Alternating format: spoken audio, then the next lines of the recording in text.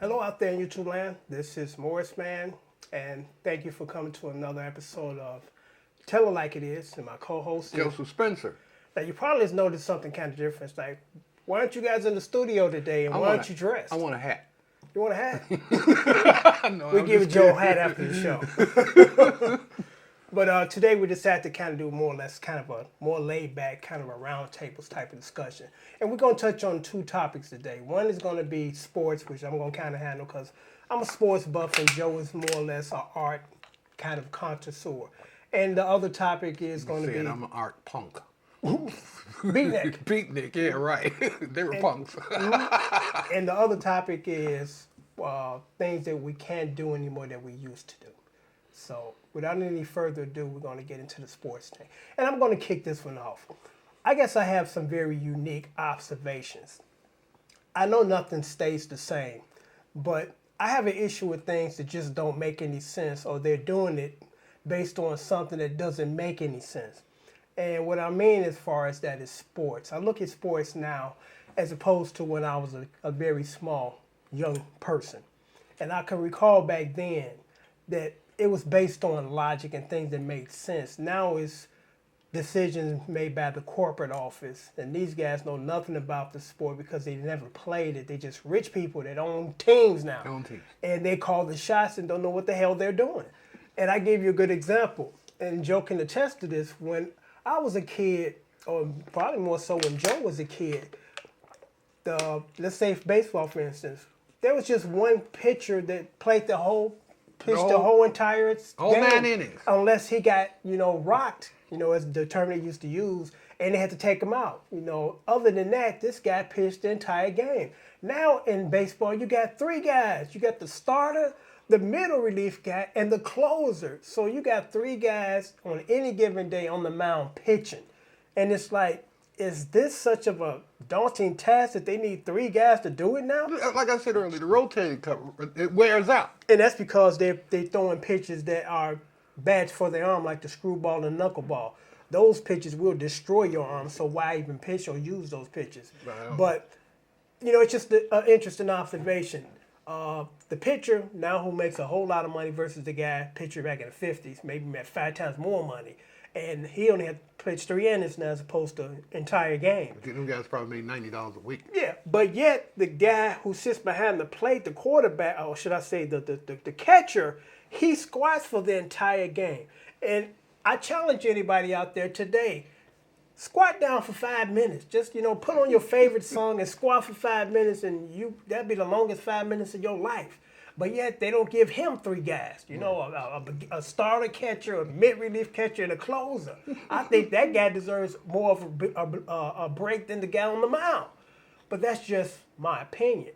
And I look at how they've kind of stepped away from the fundamentals of the game. And what I mean by that is, this is like a textbook example.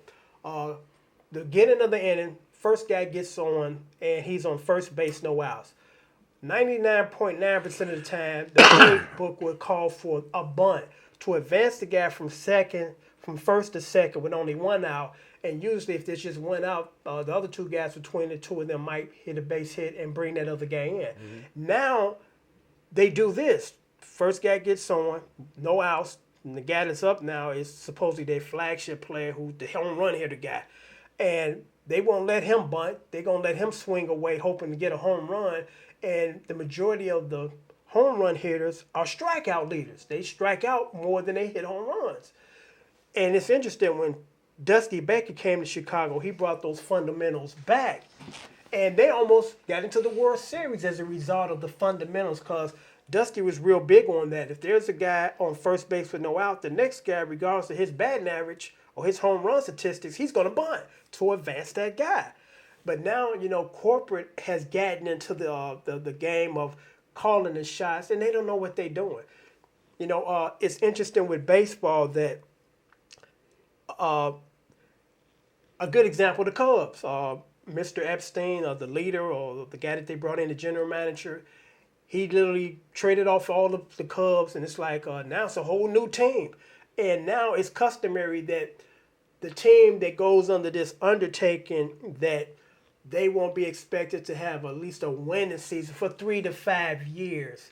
And maybe in 7 to 8 years, maybe a championship. But they still get paid. Exactly. It's outrageous that 8 years, it's like...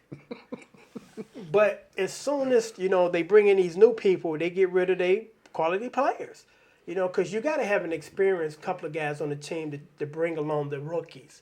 And still, your whole team is based on guys that have only been in the league the longest 2-3 years, as opposed to the seasoned veteran guy that's been there 8 or 9 years who can help these young guys develop quicker with his leadership. They want to trade these guys off and bring in all these new guys to save money. And I understand that it's a business as well as a sport, but there's just no logic in the games anymore. Same thing with basketball. But let me touch on football more so quicker. It doesn't make any sense, and I use the Bears as an example. Jay Cutler was injured a couple of months ago due to a groin injury. He's supposed to be out for about a month, and he rushed to come back because he didn't want to lose his spot. But the guy that was his undertaker, or should say the second string guy, won the game he played. And it's like they got two guys in relief when they have the starter quarterback, and if the starter goes out, just simply let these other guys play. If it was up to me, which of course it's not, everybody on every sporting roster would play within a 90-day period, meaning that everybody that sits on the bench and within a 90-day period have played. It's still let these guys sit on the bench and get rusty, and these other guys who are the starters coming in with broken arms or, about to have surgery after the next 2 games, and they still in there playing, not 100%. It's just insane to me. Well, I think it's a lot of theater. Yeah, it's a lot of theater. It's politics. It's politics. It's corporate. Money. When it should be about the way the game should be played. Yeah. The logic of the game as opposed to what the general manager wants us to do this because, he's calling the shots. Instead of letting the coach. Because should have been no reason that Jay Cutler should have been allowed to come back so soon. That was the coach's decision. But the coach is more or less a talking head for the upper head, the corporate guys, and that's what they want them to do, is to play these high-profile players as opposed to they've been injured, let their bones heal, and let these other guys come in and get some experience and help win games. It's just insane that this is the new sports, the new way of doing things sports-wise. It's just ridiculous, But that's enough on that. And I guess our next topic is, and I kind of let Joe handle this one first. The next topic is things that we can't do anymore like we used to. And I give you one example, and then I turn it over to Joe. 30 years ago, you could literally leave your front door open, and not worry about somebody walking in. Yeah. You can't do that no more. Now you got a lock on it, an additional lock and security. Right. So on that note, I'm going to turn it over to Joe while I squig on some nice cold bottled water. I remember the first time when I was a kid, went outside and the laundry was going from the line. Mother freak. I remember when I woke up in the morning and found a white man in the backyard tied up with a rope. I said, Mother, there's a white man in the backyard tied up with a rope. He's drying off. What? He's in the dry cycle. My mother told me I was dreaming, go back to bed. Several hours later, the police showed up and accused my mother of tying a white man up in the backyard and sticking him up. He was an insurance man. I want to make a point.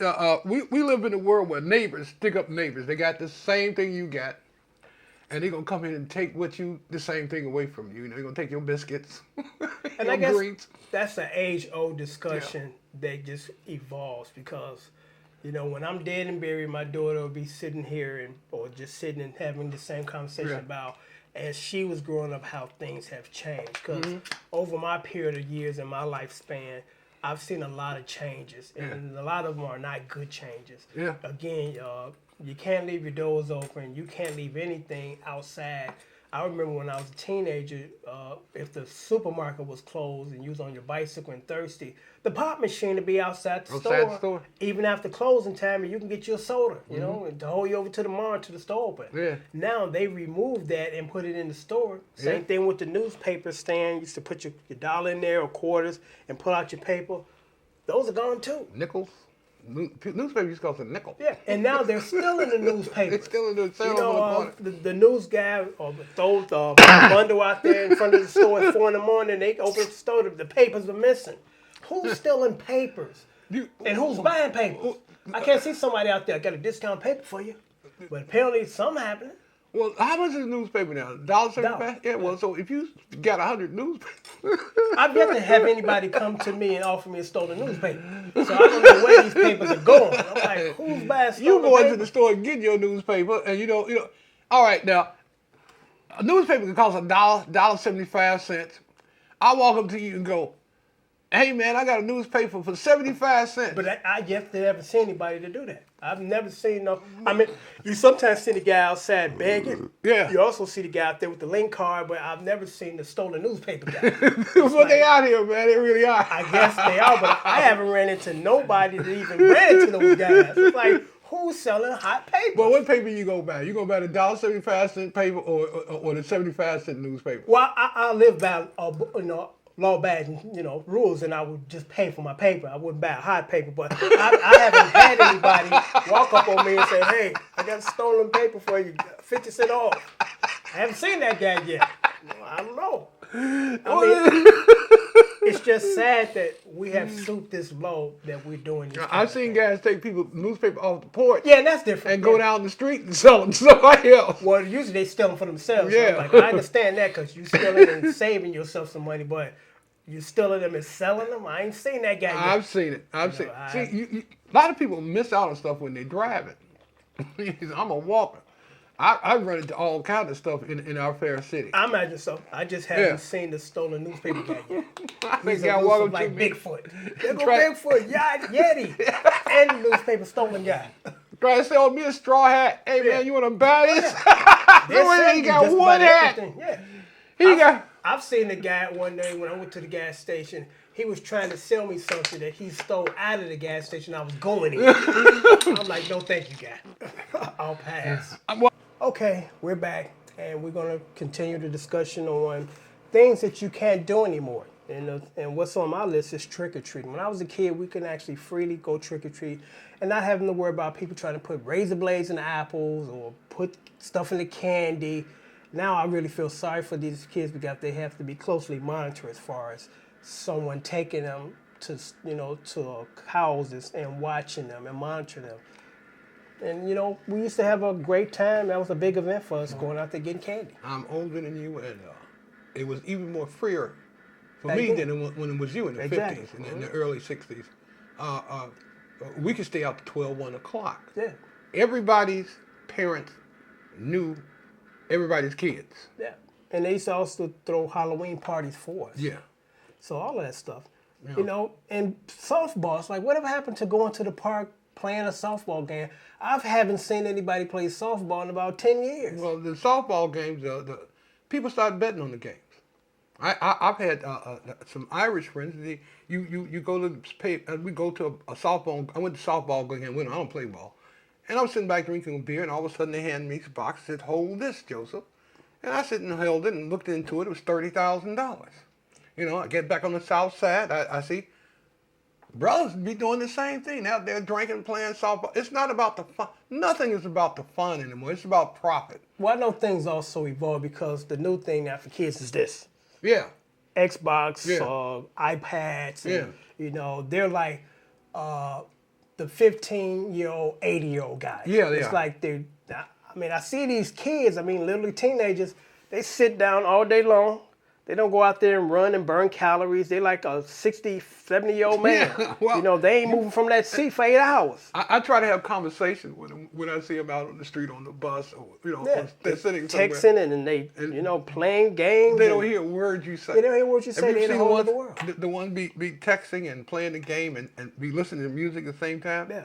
And it amazes me. I don't want to cut down my senses like that. I don't either. Yeah. It's funny that you said it because when I used to go to parties, that's one reason I did never drink. Because I want all my senses. I don't want to be somewhere drunk and out of my mind and somebody going to rob me or hurt me. Right. I'm like, I actually want more senses. Miss out on that little chick that really dig you. Yeah. I'm like, I actually want more senses since I'm around a bunch of strangers because I don't want nothing to jump off and I get caught in the middle. This new thing they got out with the visual hookup and the glasses, they're going to put those out soon. They're going to be hooked up in ear. Visual thing on a computer, you can see the computer through this little eye thing they got going, and then you got your phone. So you're gonna be cut down audibly, visually, and with your. So you're not very vulnerable. Right. Yeah. Yeah.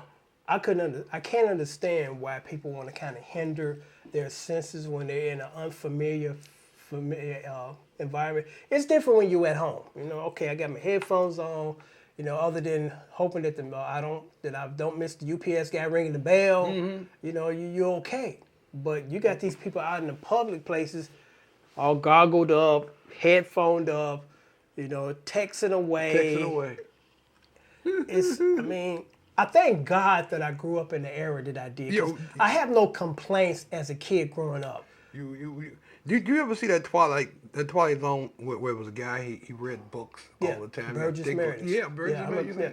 And he went into the vault to read his books. And he was about to feast on all these great literature pieces, and then he dropped his glasses. Couldn't read it. But the point I'm trying to make, when he came out of the vault, everything was destroyed. Yeah. It reminded me of the earpieces and the eyepiece and the, you get cut off from the world. You get cut off. People ask me, what are you looking at when I'm looking up at the stars at night? And I've had people go, damn. So, well, when you're in your 40s and your 50s, you've never seen that? Yeah. Yeah, it's been there for trillions of years and you've never, it's amazing. It's a different world. Somebody pasted on Facebook just today. It had a picture of egg beater. Remember that? Mm-hmm. Make your cakes and stuff. And it's like, what is this? And please tell me what's this used for? I'm like, are you serious? It wasn't 100 years ago. It was like 20 years ago that you would make your batter or beat your eggs. I'm living on Constance, right? And one of my neighbor's sons came, their phones were out, and he says, can I come use your phone? I said, yeah. And I knew he was going to freak. So I said, use the phone in the kitchen. And he goes, and he's standing there with the phone looking at it. He says, Joe. I said, yeah. What is this? It's a telephone. What's this round thing? The rotary phone, yeah. And he's going, what? And he's completely lost. I said, well, look at it. I said, Chris, look at it. He said, yeah, I see the letters and stuff. What in the world you do with this? Remember when the phone numbers used to have the letters? Preface, Yeah. Bensonhurst 56752. Yeah, I remember that. Yeah, because I used to watch the Honeymooners. And I was with BO5. And they used to share the lines. There was no one line. It's like 5 people share the phone line. When I was a kid, at certain times I knew you could pick up the phone and hear the neighbors talking dirty to each other. Yeah. Yeah, baby, I see it at night. So technology has come a long way. It's came a long and way. like I said, and we're going to end this with this. And I said this before in another one of our talk shows segment. We have this wonderful technology that we didn't have 20 years ago, but yet you tell me that we can do all these things, but yet we can't talk to our kids and try to get our kids back on track. Because again, I don't want to sound like a broken record, but our foundation, the Black Family Foundation, is just disappearing as far as a mother, father, married each other, loved each other, and had kids. Now, it's customary to have these young women and young men, because they're responsible too, or not responsible, that they're having sex in their mother's houses and having kids still at home. So, until we fix that problem, nothing changes, But nothing changes, is right. But it goes all the way back to you working in the field and you're 14 years old and have a couple of kids. Yeah. But when you have kids, that means you can have a bigger workforce. Yeah. You know. But It's I would love to see we collectively, law enforcement, social agencies, the government, get involved with trying to bring back that family unit, because we really need it. Because people that think that it doesn't affect them, at some point in time, it's going to trickle into your picket fence world. You got And you go come home and go to work and don't see anybody outside, but one day there might be a guy out there waiting to rob you because he's seen what you got, and he came from that environment. So we can't turn a blind ear to what has happened to the decay of the black family structure, and we really need to take another look at it and really focus on trying to fix it. And on that note, I'm going to sign off, and as always, I thank you guys for coming to my show, Tell It Like It Is. I'm Morris Man, and my co-host is Joseph Spencer, And Spencer Joseph. And until next time, take care.